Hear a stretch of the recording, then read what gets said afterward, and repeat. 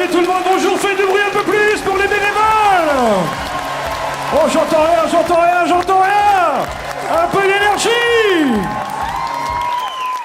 Bon, alors celui qui suit, autant vous dire que les trophées, il en a eu quelques-uns. Celui qui le recevra à l'issue de sa prestation aura peut-être une saveur et une couleur un peu différente parce que c'est un peu son bébé, c'est un peu sa...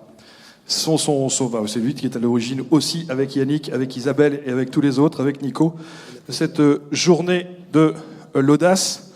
Vous le connaissez évidemment, il est extrêmement présent sur les réseaux sociaux. Et est-ce que je parle de cette particularité que tu as, mon cher Michel ? Si, tu peux le dire ? Michel qui était dans le magazine People Closer. Tu m'as dit oui. Qui était dans le magazine People Closer la semaine dernière, je crois.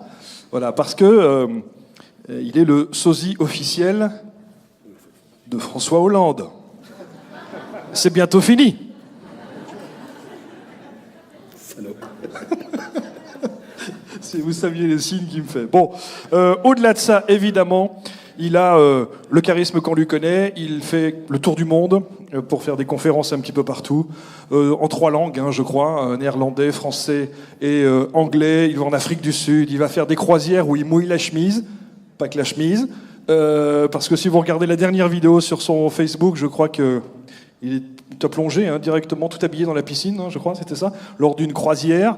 Et évidemment, à chaque fois, son message est prenant, intéressant et toujours extrêmement instructif. Monsieur, madame, monsieur, voici Michel Poulart.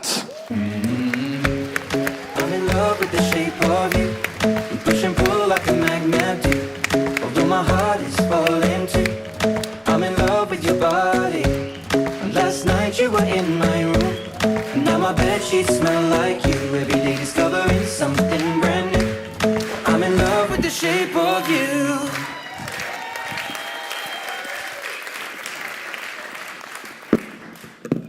Je sais pas vous, mais quand je vais au restaurant, il y a toujours un truc étrange qui se passe quand je passe la commande. Je prends le menu, je commande un plat. Vous êtes avec des amis ou des gens que vous aimez ou des clients, peu importe, ça se passe à chaque fois. Quand on vient vous servir votre plat, en même temps que ceux des autres, vous jetez un petit coup d'œil sur les plats qui passent.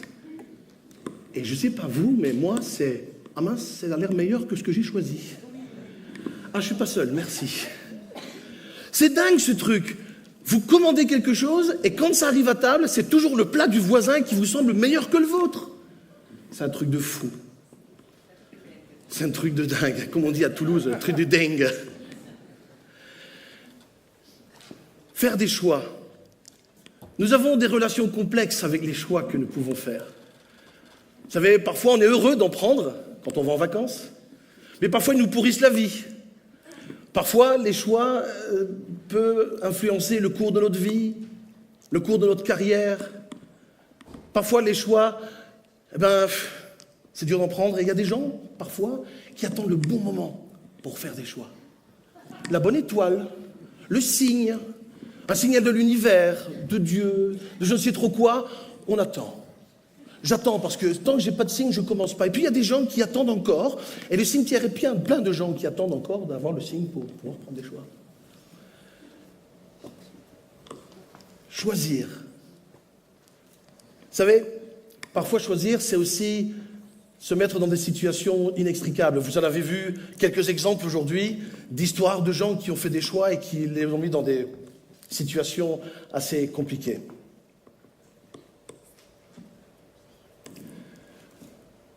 Aujourd'hui, je suis face à vous parce que ça fait également la résultante d'un choix. Choisir.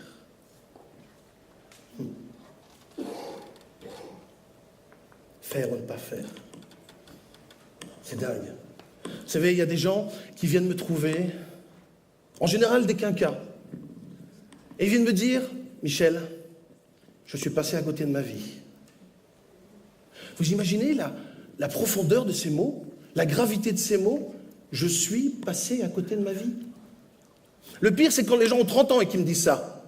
T'as encore au moins 30 ans à vivre quand même, hein. Pas mal de choses à faire encore. C'est atroce. Alors, moi, c'est pas ma façon de fonctionner. Moi, depuis que je suis tout petit, je fonctionne plutôt en mode tête brûlée. Ouais, Depuis que je suis tout petit, depuis tout petit à l'école, je suis une tête brûlée qui en général était plus souvent dans le couloir que dans la classe. Voilà.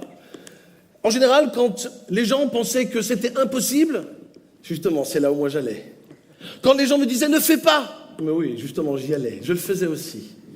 Quand on me disait « ces gens-là sont impossibles, n'y va pas, de toute façon tu vas rien atteindre », j'allais vers eux. Toute ma vie a été dictée par des choix, et cette façon d'être tête brûlée m'a aussi prévalu bien des déboires, bien entendu, parce que vous imaginez bien qu'on ne peut pas toujours réussir et on ne peut pas toujours avoir du succès. Et je me souviens que ces choix m'ont permis, en revanche, de vivre des expériences extraordinaires, de rencontrer des gens extraordinaires.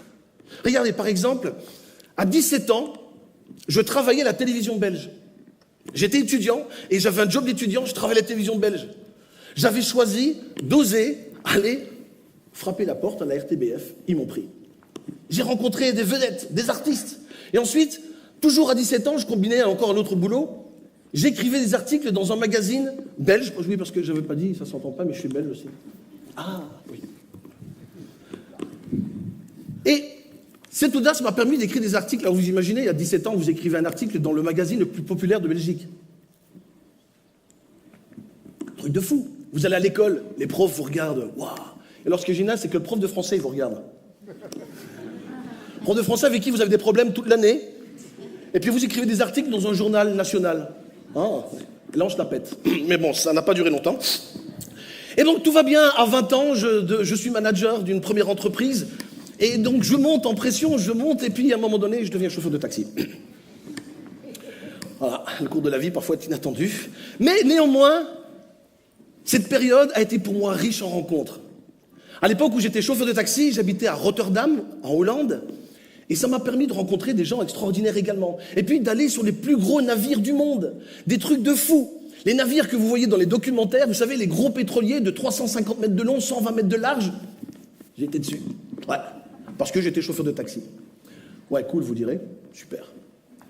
Et ensuite, eh bien, j'ai décidé, j'ai pris un choix. À cette époque où j'étais chauffeur de taxi, je me suis dit, je ne peux pas faire ça toute ma vie. En tout cas, c'était pas... Enfin, je m'attendais à autre chose. Je voulais faire autre chose, des choses plus passionnantes. Je suis retourné à l'université. J'ai fait un DUG en pédagogie. Et puis, dans la foulée, j'ai trouvé un job et je suis devenu commercial. Aux Pays-Bas. Pour une multinationale. J'ai travaillé pour cette entreprise pendant 20 ans.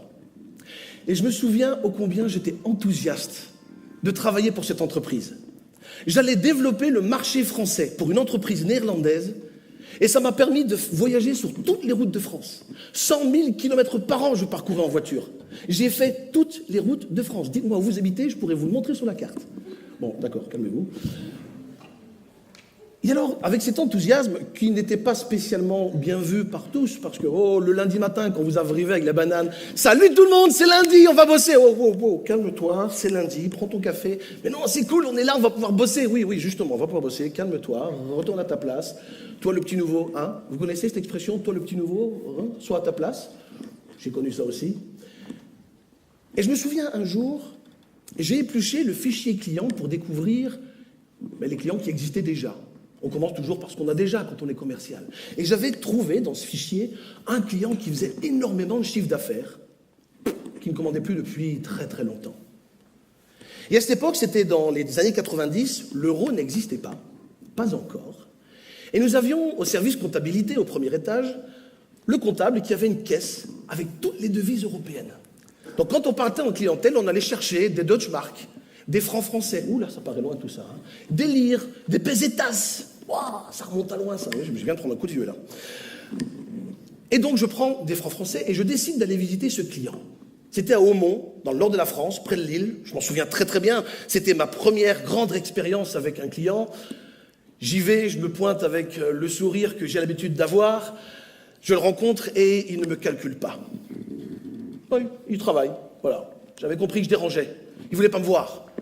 Oui, sauf que moi, j'avais envie de le voir. Et je reste. Et je comprends qu'il n'a pas le temps. Donc je me dis, c'est pas grave, j'attends. Il n'y a pas de souci. Et à un moment donné, il a le temps, il me prend dans son bureau. Et puis, grosso modo, pour vous raconter l'histoire un peu plus brièvement, il me fait, de toute façon, ça ne m'intéresse pas ce que tu as à dire. Ton collègue avant toi m'a vexé. J'ai plus rien à voir à faire avec ton entreprise. Basta. Alors j'avais le choix. J'avais le choix de dire, bon, ben d'accord, monsieur, excusez-moi de vous avoir dérangé, excusez-moi d'être venu, excusez-moi de vous avoir dit bonjour, je m'en vais. Mais j'ai aussi un autre choix, c'est de lui dire, ben écoutez, essayez un petit peu avec moi, regardez ce que ça peut donner, testez-moi, et on y va. Allez, entre-temps, c'était le soir, je lui dis, écoutez, au culot, alors au bluff total, hein, je vous invite à dîner. Ouais, ok, je viens dîner avec toi ce soir.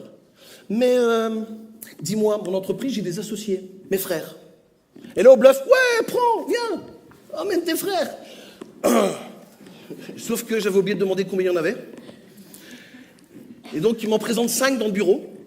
Et là, tu fais vite un calcul mental, ça te fait 6, 7 personnes. 7 personnes à table, tu te dis, je calcule. Pas de souci, on y va. Et là, le client enchaîne. Oui, mais attends, on a tous des femmes. Tu vas pas nous dire qu'on va laisser nos femmes là à la maison? Ça leur ferait plaisir aussi de voir comment on fait nos affaires. Le test du client ultime face à un bleu. Et là, tu te démontes pas, à l'intérieur, tu te liquéfies. Tu te dis, oulala, ça va faire quoi là? Tu te dis, t'avais juste envie d'un face-à-face. Tu te liquéfies, mais à l'extérieur, mais oui, mais c'est une bonne idée. Allez hop, plus on est de fous, plus on rit. Et à l'intérieur, j'étais en train de chialer. Ça va coûter combien cette affaire? On va au restaurant. Bien sûr, de son choix, je lui avais dit, où tu veux. Il a pris un 4 étoiles. Enfin, il a pris un truc gastronomique, quoi. Donc j'arrive, je regarde vite fait la carte, je vois les prix des boissons, je me dis, mais c'est foutu, je suis mort. C'est mon premier rendez-vous, je suis foutu. On passe à table, ça se passe bien. Et puis vous savez, dans ces rendez-vous, on passe du vin, et ensuite vient le champagne. Et puis tu vois, tu fais un petit gauche-droite dans le menu, tu vois que la bouteille de champagne, ça coûte autant. Et tu dis, oh, le coup de bluff, il va me coûter cher. À la fin du rendez-vous, le client heureux commence à te tutoyer. Il te dit, tu me plais. Ah, tu peux à ce prix. Tu peux, mon neveu. Quand je suis passé payer l'addition, j'ai cru que le mec, il me donnait le loyer. Non, c'était pas le loyer, c'était l'addition. Je pensais que je payais son loyer, quoi. Je vais chez lui, tout se passe bien, et à l'issue de la soirée, il me dit, super, je vais passer toutes mes commandes chez toi. Ouah, tu rentres chez toi, mais tu dis, ouah, c'est bon ça, c'est bon. Je rentre au boulot, je raconte l'histoire. Alors, mon boss, c'est quoi cette note? Ouais. Bon, bien sûr, j'ai ramassé. Mais t'inquiète pas, il va commander. Faut savoir que le personnage pouvait faire 1 million d'euros de chiffre d'affaires à l'année. Donc, oh, bon, ça va, une petite note. La semaine suivante, j'appelle mon client qui me dit, non, je te commande rien. Pardon? Rien? Non, rien. Ok. Puis le patron qui t'attend au bout du couloir. Alors, il a commandé? Je t'avais dit, tu t'es fait avoir, petit bleu. Hein. Ah, maintenant, il va falloir bosser pour vraiment rembourser cette note. La semaine suivante, je l'appelle. Momo, tu me passes une commande? Non, j'ai besoin de rien. Non, Momo, tu sais ce que tu m'as coûté? 3e semaine, il me passe une commande. Mais alors une commande vraiment, un truc de malade. Il m'a fait une commande d'un camion entier de pneus. Oui, je vendais des pneus. Ouais. Un camion entier, bien sûr. Qu'est-ce qu'on fait dans ces cas-là? On imprime la commande, on va chez le manager et là, on se la pète. Alors, t'as vu, hein?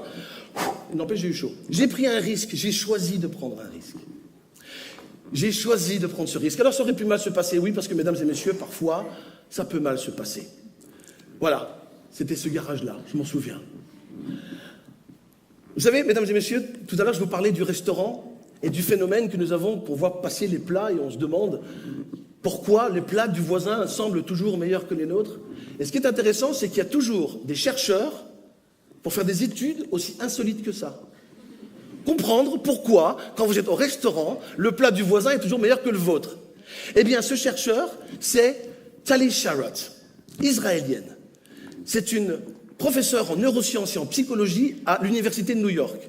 Un monstre dans l'étude neuroscientifique. Elle a écrit des bouquins à foison. Et dans cette étude, elle explique le phénomène du fonctionnement du cerveau et le phénomène du pouvoir de la résolution. Qu'est-ce que le pouvoir de la résolution? Eh bien, c'est simple. Imaginez que je vous offre un panier de pommes, en tout cas, il y a un panier de pommes, et je vous offre une pomme. Imaginez maintenant que je vous présente ce même panier de pommes, et je vous la laisse choisir.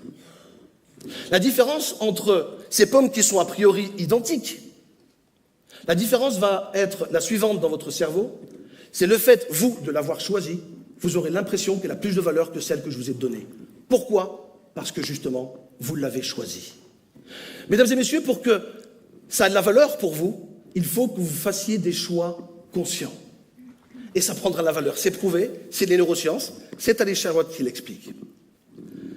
Alors, parfois, on fait face à un passé douloureux. Et on nous dit, mais lâche prise. Ah oui, lâche prise. Vous savez, lâcher prise, je vais vous l'expliquer très simplement ce que c'est, parce qu'on en parle tellement qu'on ne sait même plus ce que ça veut dire. Lâcher prise, retenez bien, c'est simple. Si, c'est simple. C'est juste décider dès maintenant que quelque chose n'est plus important pour vous. Si vous décidez maintenant que ce qui vous torture n'est plus important pour vous, vous êtes dans le lâcher prise. Alors lâcher prise, ça fonctionne un peu comme ceci. Imaginez-vous, dans une voiture, dans la voiture vous avez un pare-brise, et au milieu de ce pare-brise, vous avez un petit rétroviseur. Ce rétroviseur vous permet de regarder en arrière. Maintenant, imaginez que ce rétroviseur prenne toute la place du pare-brise. Vous êtes à 130 km/h sur l'autoroute, qu'est-ce qui se passe? Vous avez le choix, je continue. Ah, tête brûlée, on y va! Je ne donne pas cher de votre peau.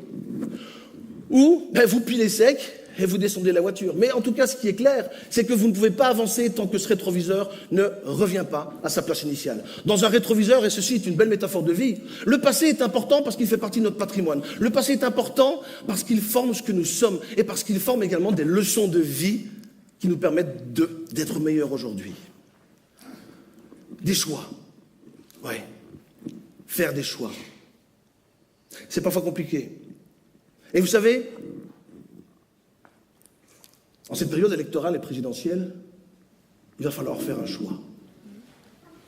Et vous savez, faire des choix, il se peut très bien que les résultats de ces élections provoquent un cataclysme chez une partie de la population. Peut-être. Mais vous savez, je vais vous donner un secret. Quel que soit le candidat qui remporte ces élections, mesdames et messieurs, dans 5 ans, nous serons toujours là. Quel que soit le résultat de ces élections, la Terre continuera à tourner. On continuera à aimer, on continuera à entreprendre, on continuera à avoir des projets, on continuera à investir, bon, peut-être différemment. Mais on continuera à aimer. L'année prochaine, il y aura toujours une journée de l'audace. On continuera à vivre. Vous savez pourquoi? Parce que l'homme, l'être humain, est doté de capacités extraordinaires d'adaptation. C'est inscrit dans notre ADN. Nous sommes tous des gens profondément optimistes, sinon nous ne serions pas là. Et l'humanité l'a toujours été, et la vie continuera encore. Mesdames et messieurs, quelles que soient les circonstances et les situations dans lesquelles vous vous trouvez, quel que soit votre contexte social, privé ou professionnel dans lequel vous vous trouvez, personne, rien ni personne ne peut dicter qui tu es, sauf toi. Merci.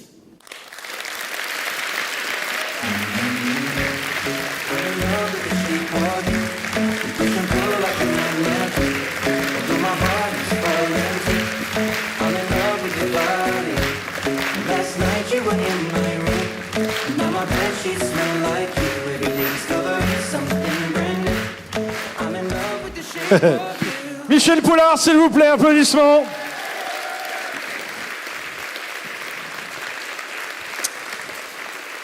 Je sais, pour te suivre depuis longtemps, Michel, merci pour lui, pour te suivre depuis longtemps, je sais que tu reçois très souvent des trophées. Mais j'espère que celui-ci, au sein de la famille de la JDA, a une saveur particulière.